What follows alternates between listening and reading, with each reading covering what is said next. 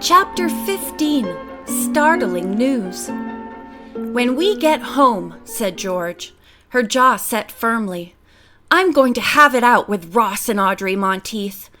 They're a pain, and besides, I can't take being followed any longer." Nancy tried to dissuade her friend from carrying out her threat. "It may only drive Ross and Audrey into hiding, and then they'll have the advantage over us. They'll know where we are, but we won't know where they are." "All right," George finally conceded. "But it certainly burns me up having them act the way they do." After the girls had put the car in the parking lot, they walked up to the front of Camp Merriweather Lodge. Rick Larrabee and his friends arose from a nearby bench to greet them. All three looked very sober. "I'm glad you came," said Rick. "We have news for you." Before he could go on, Hobie White burst forth with, "The Monteiths have checked out." "What?" the three girls exclaimed together. Rick explained that he and the other fellows had decided to do some sleuthing. "We thought we'd surprise you girls," he said.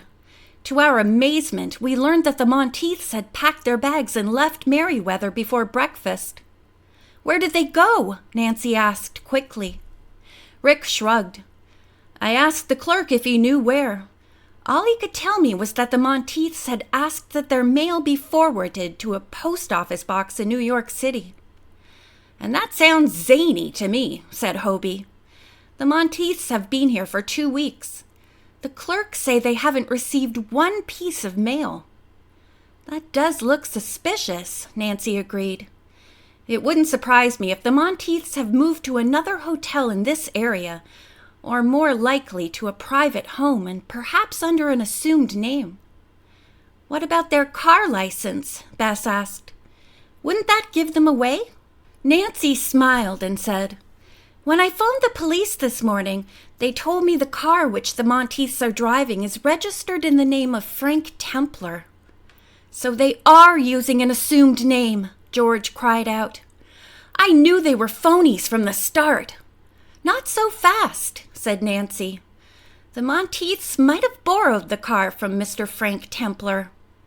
"Or," Rick spoke up, "Ross's real name may be Frank Templar," and Nancy nodded.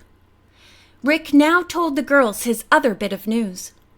"We fellows are mighty sorry, but we must leave camp right away."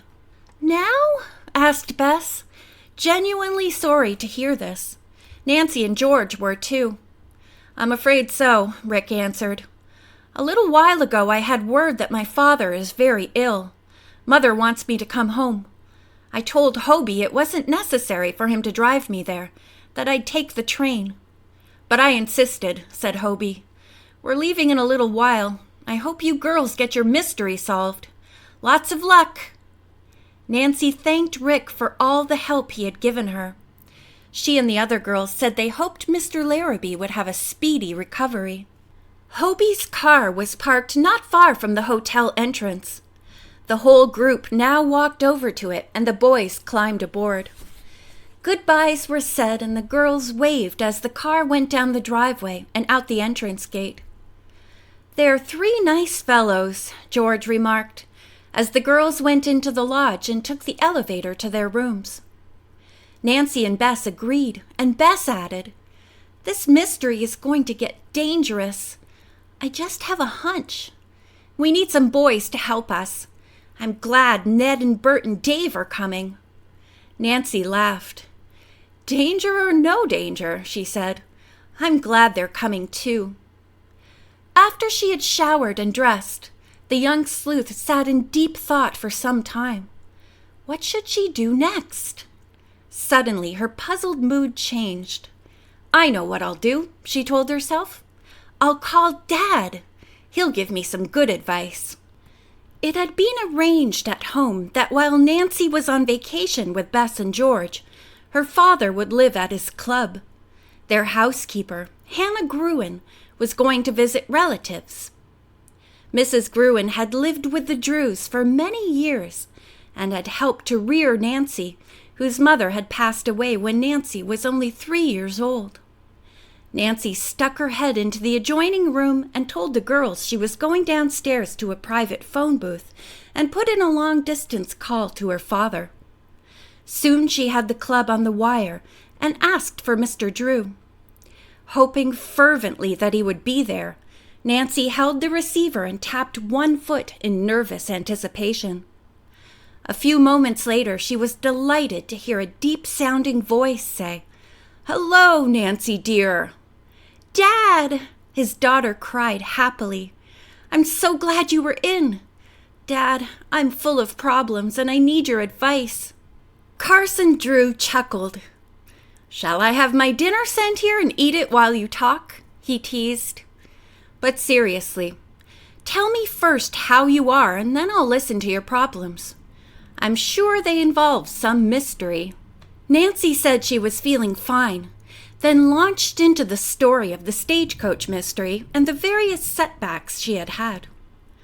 "Well, you certainly have been busy," Mr. Drew remarked as she finished. "And the mystery sounds like a most intriguing one.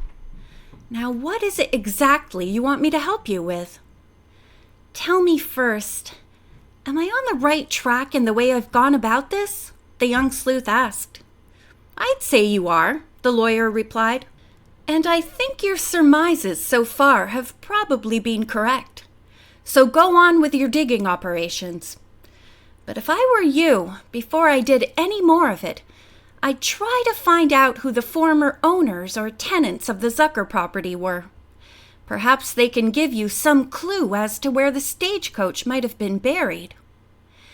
"Dad," said Nancy, feeling a new surge of enthusiasm, "I knew you'd tell me exactly the right thing to do. I'll ask the Zuckers, and if they don't know, I'll go to the courthouse and look at the records."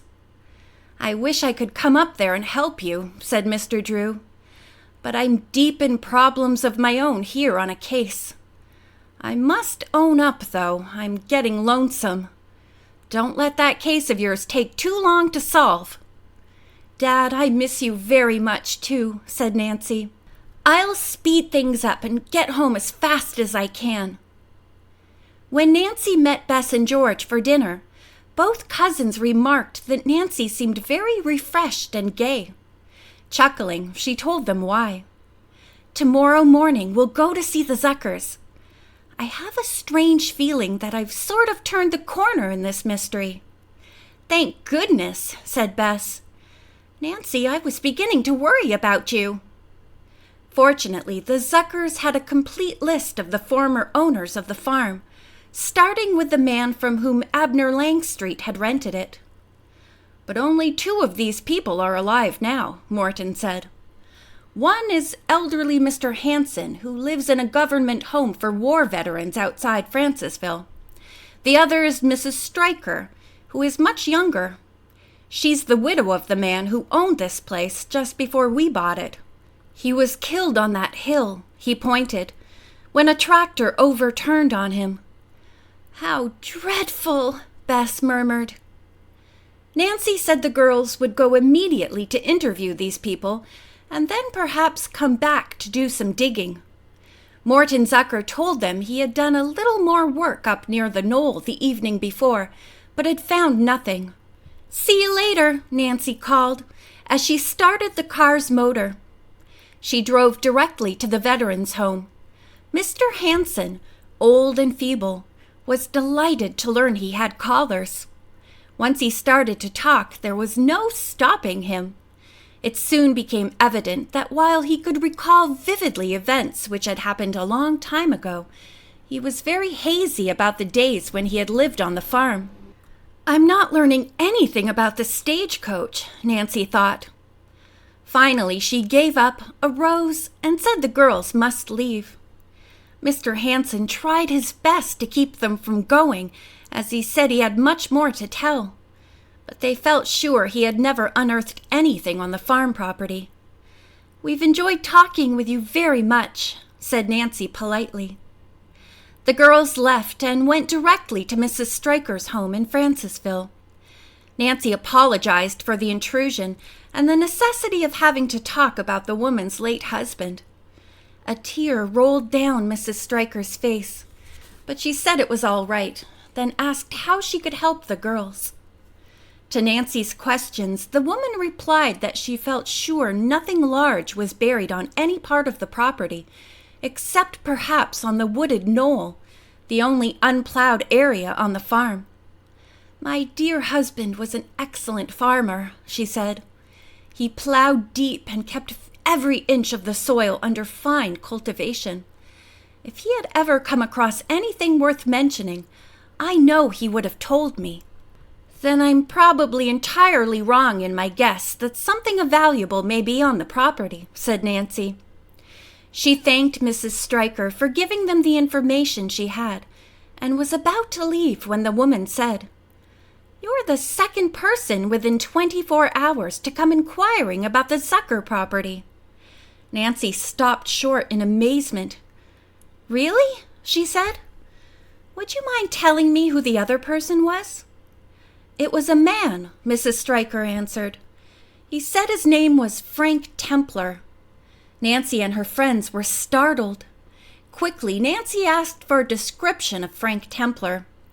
The minute she and Bess and George heard it, they knew the person was Ross Monteith. "Did Mr. Templar say where he was staying?"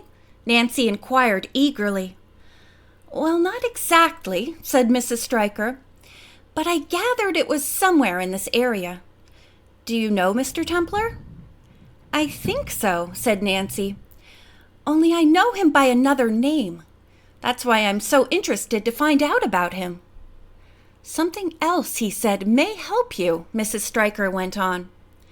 "Mr. Templar said that he was a member of the family which originally owned the Zucker place. He was trying to find something valuable which had been buried years ago." "Did he mention the name of the family?" Nancy queried. "Yes, he did," the woman replied. "He said it was Lang Street." "I see," said Nancy. "Thank you very much, Mrs. Stryker. Please forgive me for having bothered you, but it may turn out that you will have helped several people." "I'm always glad to help anyone," said Mrs. Stryker. The girls went out to the convertible.